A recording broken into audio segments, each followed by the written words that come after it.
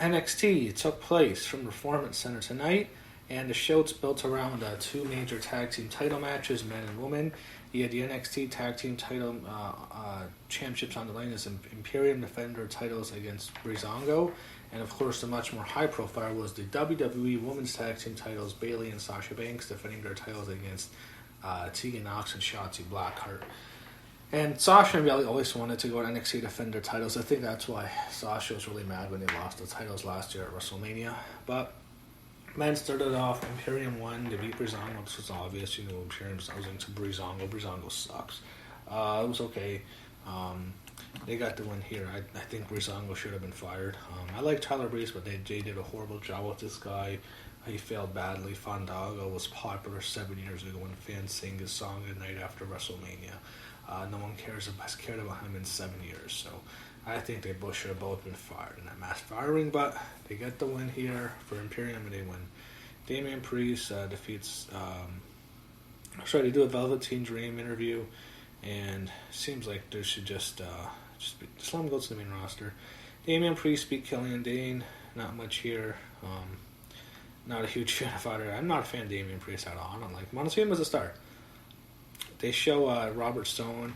He's mad. He's a mess. He's drunk. He can't believe what happened. He probably should be released. But I guess Aaliyah's going to have him as her manager now. He had Aaliyah defeat Xia Li. This was okay. Xia Li, somehow I thought they'd push more because with Xia Li, she's Chinese, and I think they've really wanted to break into the China market because there's so much money to be had there, but I guess they're not going to push. I don't know if she's any good, but Aaliyah with the win. Robert Stone, this one fired. I want to fire this guy myself.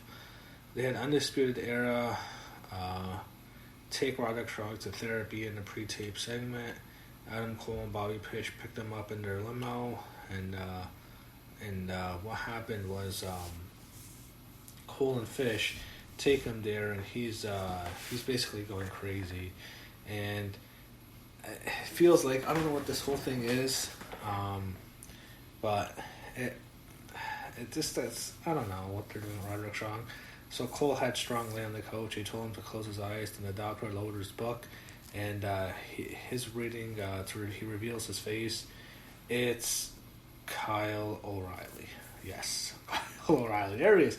We never see O'Reilly. I don't know why he was on Takeover. He's there and he's not there, but he uses his a fake name pretending to be a doctor.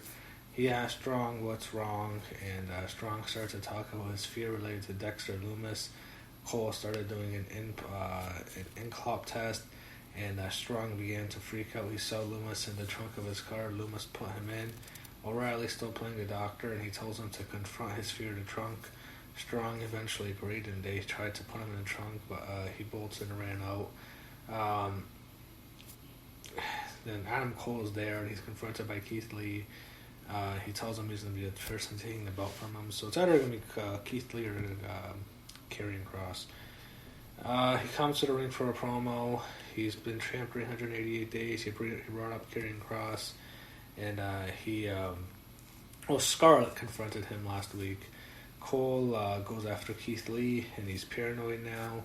Keith Lee comes to the ring to confront Adam Cole face to face. Before Keith Lee can speak, Johnny Gargano interrupts them. Gargano wants a rematch against Keith Lee, and this was going on for too long. And he says both of him and Candice are going to be champs at the same time. And then Finn Balor comes out, and it gets all just too much now. And Balor called Cole the transitional champ, which is the dumbest fucking thing I've ever heard. He's been champ for a whole year. Balor sucks. They're going about to ready to fight when Ringo shows up, and he books some matches. He books a triple threat match for next week for the title. Keith Lee against Balor and Gargano. Winner of that match faces Adam Cole on July 8th, and both championships are on the line. That's pretty cool. So the 8th, you have a big show, and I guess the 24th, and so 3 weeks into the double title match next week is the triple threat match for the North American title.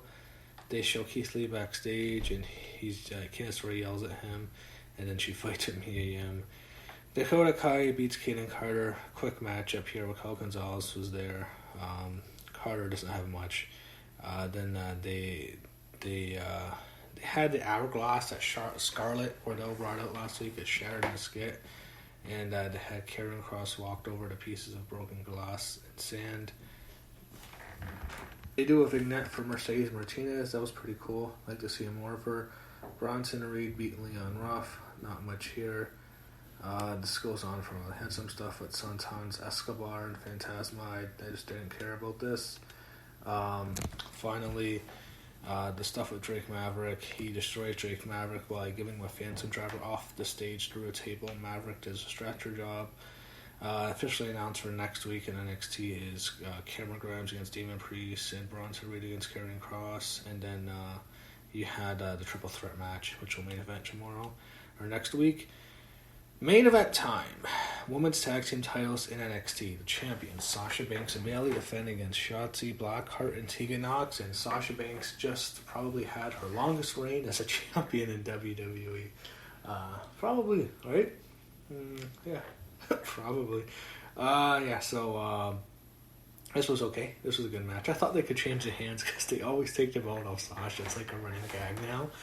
But I kind of use Sasha and Bayley. I mean, they're not going to put on Shotzi. Tegan's someone who they'll push later, but I don't know if they're going to push Shotzi. I'm just being honest.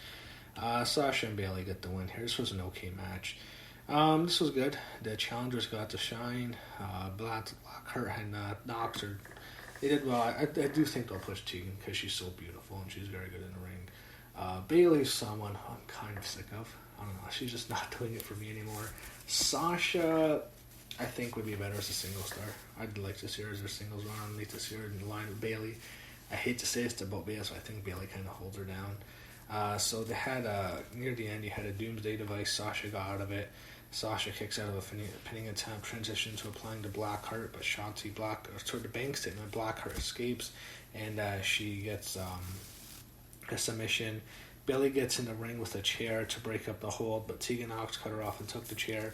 And then the referee catches Tegan holding the chair, and he's mad at her. And then when he has his attention on Tegan Nox, Bayley broke up the submission hold, and then Sasha Banks applies the Banks statement. So it was a turnaround by the heels. Referee messed up. Sasha gets Shotzi Blackheart to tap out. Sasha and Bayley retained the women's tag team titles, and as they're celebrating in the ring, Io Shirai ran in to attack them. She suplexed them, hit them with running knee strikes, and Shirai cleared the ring to stand tall. So maybe Io and Sasha, that'd be pretty cool if they do that. But Io Shirai gets the better of Sasha and Bayley, and that's how the show ended. I don't know what the point of that was, but I guess they can set up a match with them. So that was NXT. I thought it was a good show. I thought the women's tag delivered. I thought the men's tag was good, and I thought the long segment to set up the triple threat next week was good. And I thought it was actually a better show overall than Dynamite tonight.